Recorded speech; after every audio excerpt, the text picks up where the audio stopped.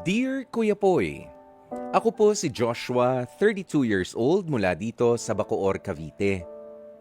May isa po akong anak habang hindi na namin kasama ang nanay ng bata. Nangyari po yan dahil sa na-infect po ako noong magkasintahan pa lamang kami ng ina ng aking anak ng sakit na polio. Opo, hindi ko rin po inaasahan na tatamaan pa ako ng sakit na ito dahil sa pag-aakala ko na mga bata lang ang dinadapuan nito. Pero sa nangyari, kahit anong edad pala. Pero sa kabila niyan, Kuya Poy, ay nagawa kong bumangon at harapin ang hamon ng buhay. Aaminin ko po sa inyo, mahirap ang buhay ko, Kuya Poy, dahil sa pagtitinda ko ng isda sa palengke, ay ginagapang ko ang aking anak para sa kanyang kinabukasan.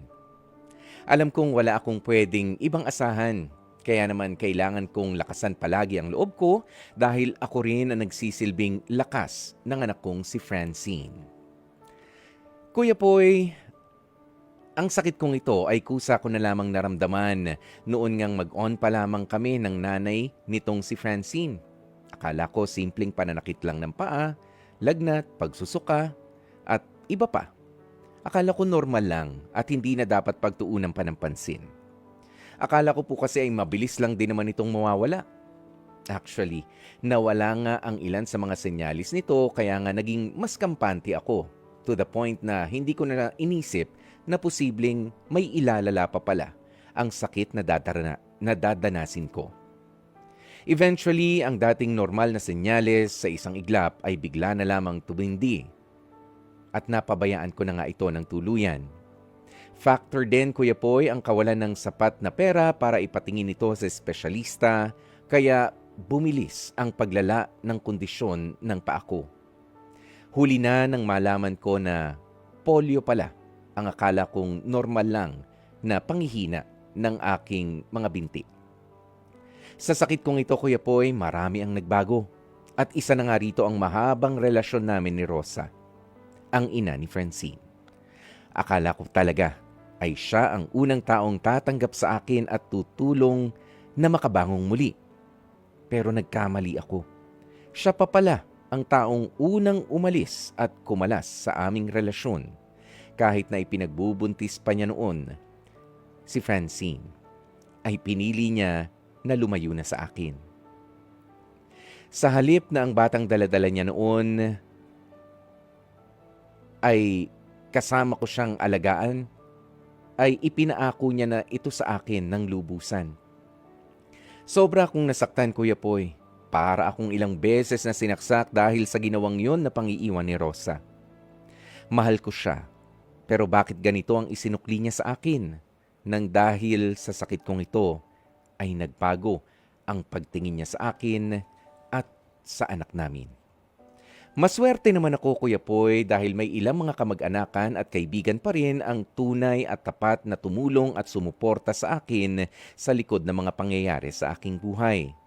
At sa awa nga ng Diyos, ay natuto akong tumayo sa sarili kong paa bilang bagong ako. Kadikit ang aking sakit na polio. Aminado akong hindi ako malapit pagdating sa relasyon ng ating Panginoong Diyos. Pero nang dahil sa sakit kong ito, ay mas lalo kong naunawaan ang kahalagahan niya sa aking buhay. Sa totoo lang, may mga pagkakataon na nawawalan rin ako ng pag-asa. Yung tipong pagod na ako sa pang-araw-araw na hirap sa pamumuhay bilang isang PWD o Person with Disability. Pero hindi ko alam, para bang sa tuwing nakararamdam ako ng pagod, ay alam kong niyayakap ako ng Panginoon at siya ang nagsisilbing inspirasyon ko para magpatuloy sa buhay, para sa kinabukasan din ng aking pinakamamahal na anak. Hindi man ako sunwerte pagdating sa pagpili ng mapapangasawa, masasabi kong maswerte ako dahil may anak akong si Francine. May mga kaibigan at mga kamag-anakan na ramdam kong kasama ko palagi.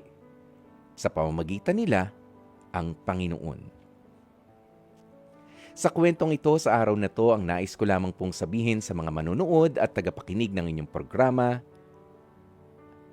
ay hindi po talaga opsyon ang pagsuko, bagkus isang paraan ito upang mas lalo rin tayong mapalapit sa ating Panginoong Diyos. Hindi po dapat tayo sumuko sa buhay, pero pwede nating isuko ang ating mga problema at daladalahin kay Jesus. Lubos na nagpapasalamat, Joshua.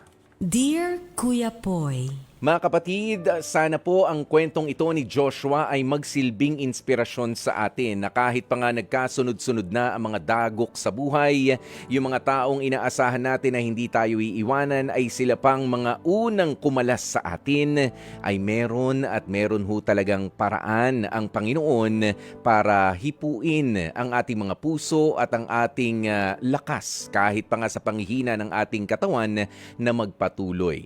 Nagkaroon si Joshua ng anak bilang inspirasyon sa pamamagitan ni Francine. At dito niya rin mas nakilala ang mga taong hindi niya napapansin noon masyado, pero sila pala ang gagamitin ng Panginoon para siya ay alalayan sa buhay na panibago niyang niyakap kahit pa nga siya ngayon ay PWD na. Sana nga po ay magpaalala ang kwentong ito na minsan ang mga hindi magagandang pangyayari sa ating buhay ay siyang dapat na maging paraan at tanggapin natin na yan ang paraan ng Panginoon para tayo ay bumalik sa Kanya katulad ng dati. Mga kapatid, dyan na nga po natin tatapusin ang ating Dear Kuya Poy.